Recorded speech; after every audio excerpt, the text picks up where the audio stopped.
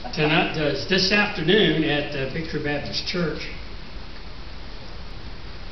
I think around 1:30 or 2, Bob is going to be speaking at the anniversary, the church's 44th anniversary.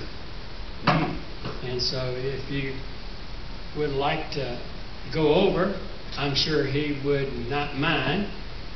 The services start around 1:30 or 2, we understand, so that would be nice if you'll do that. I'm sure they may be here tonight, I guess. This may be their last week here. We are looking at the book of Romans. I guess that doesn't surprise you.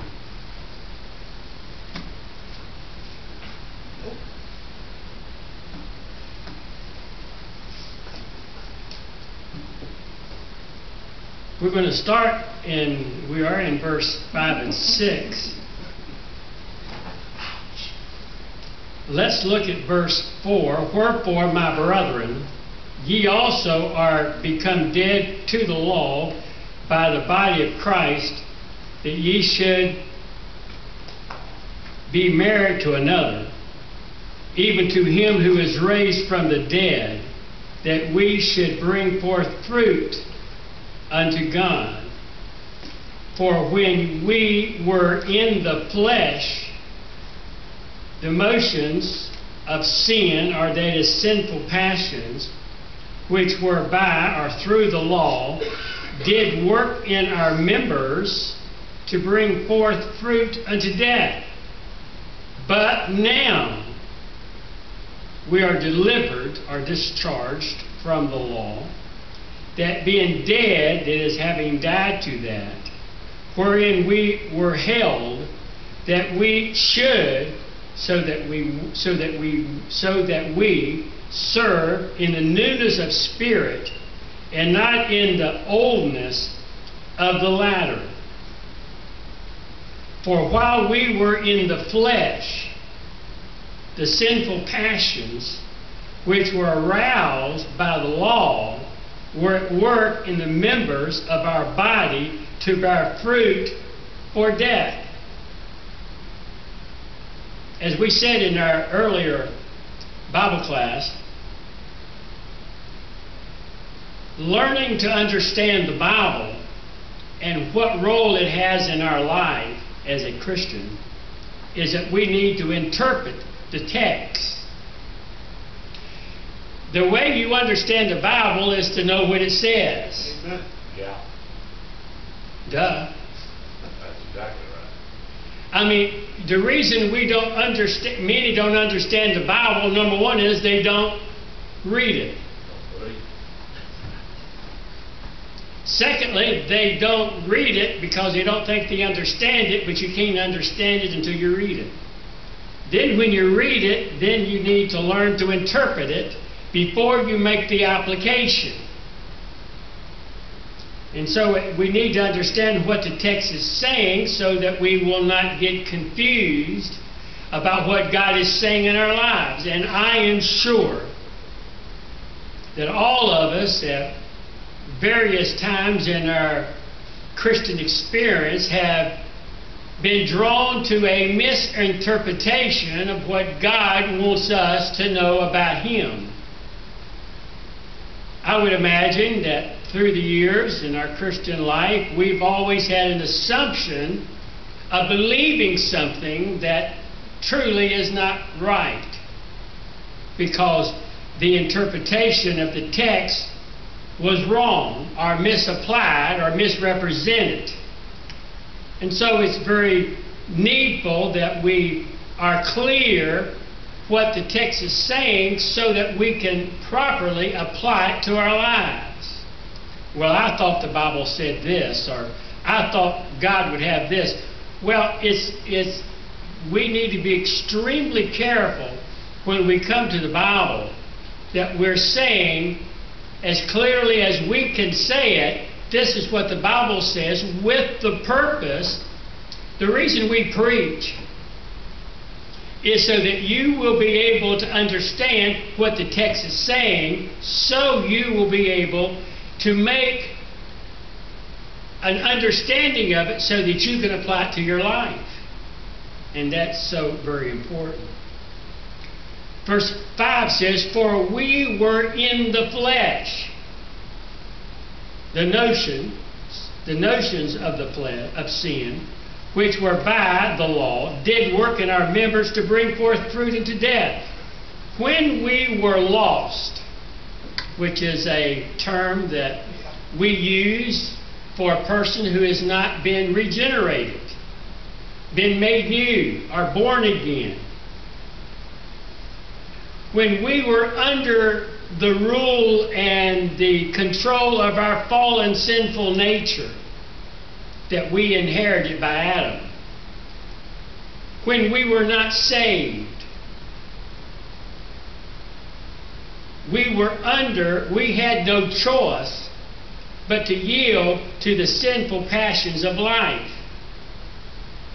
Prior to our salvation, we were in control in our being by a force that we had no control over. We were governed by our sinful human nature. It is what is termed, we lived in the flesh.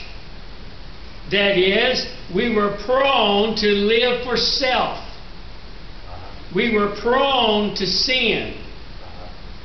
That is, we were prone to do that which was opposite of God. And we continually did that, and we continually did what we wanted to do. And quite frankly, we wanted to do, and we wanted to be independent from God. Every person at one time or another wanted to break loose and be independent. We all have felt one time or another as if we were bound by some person's control over us. And normally the control, as we interpret it, was from our parents, or our principal at school, or someone at work, or someone was constantly telling us, this is how you should be. I wanted my independence, so I joined the army. Yeah. Oh boy. I wanted to be independent, so I got a job at McDonald's. I wanted to be independent because I wanted to do my own thing. And I've learned that no matter where I'm at, what I wanted to do, I was under somebody's control. That's it. There is that internal thing that is in us that we want to be independent, but we are in control by that which is inside of us. When we say we live in the flesh, we are saying that this ugly complex of human sinful desires that actually include a number of things, includes ungodly motives, it includes our affections, it includes the principles that we live by, it includes our purposes, it includes our works, it includes our actions. And all of those are generated by what we are on the inside. This is my purpose, this is my life, this is my attitude, this is my independence, this is my free will. I will do this. We say that when we take a job. We say that when we get married. We say that when we join the army, not but once. We say this when we want our independence. And we are always fighting against someone controlling us. But we are under the control of an agent inside of us that is called the old nature. It's called our nature. That's right.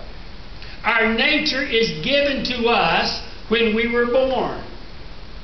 So then, to live in the flesh is to be ruled and controlled by that evil complexity. There's not any part of us that's not been cancerous, infiltrated by this disease called sin. It's in us.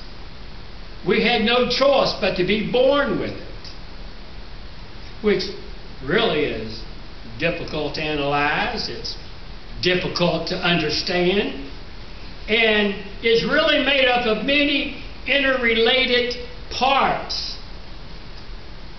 It involves our emotions, it involves our affections, and it involves the purposes for yourself.